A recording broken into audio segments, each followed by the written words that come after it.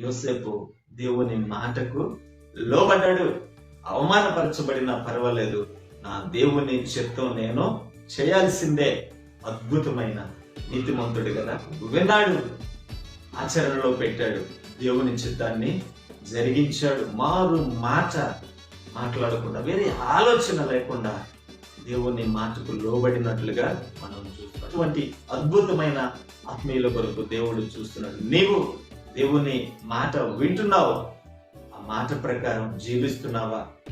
దేవుడు నీకు తెలియపరిచినట్లుగా నిన్ను నీవు సరిదిద్దుకొని దేవుని చిత్తానికి లోబడుతున్నావా? విన్న వాక్యాన్ని క్రియల్లో పెట్టే వ్యక్తిగా ఉంటున్నావా? యోసేపు విన్నాడు, ఆచరణలో పెట్టాడు. నీవు వాక్యం వింటున్నావు, ఆ వాక్య ప్రకారం జీవిస్తున్నావా? వాక్యానికి నీ జీవితంలో చోటిస్తున్నావా? యోసేపు దేవుని మాటకు లోబడ్డాడు.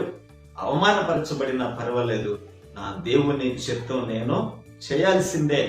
అద్భుతమైన నీతిమంతుడు కదా, విన్నాడు, ఆచరణలో పెట్టాడు, దేవుని చిత్తాన్ని జరిగించాడు. మారు మాట మాట్లాడకుండా, వేరే ఆలోచన లేకుండా దేవుని మాటకు లోబడినట్లుగా మనం చూస్తాం. అటువంటి అద్భుతమైన ఆత్మీయుల కొరకు దేవుడు చూస్తున్నాడు. నీవు దేవుని మాట వింటున్నావా?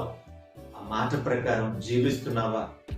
దేవుడు నీకు తెలియపరిచినట్లుగా నిన్ను నీవు సరిదిద్దుకొని దేవుని చిత్తానికి లోబడుతున్నావా? విన్న వాక్యాన్ని క్రియల్లో పెట్టే వ్యక్తిగా ఉంటున్నావా? యోసేపు విన్నాడు, ఆచరణలో పెట్టాడు. నీవు వాక్యం వింటున్నావు, ఆ వాక్య ప్రకారం జీవిస్తున్నావా? వాక్యానికి నీ జీవితంలో చోటిస్తున్నావా?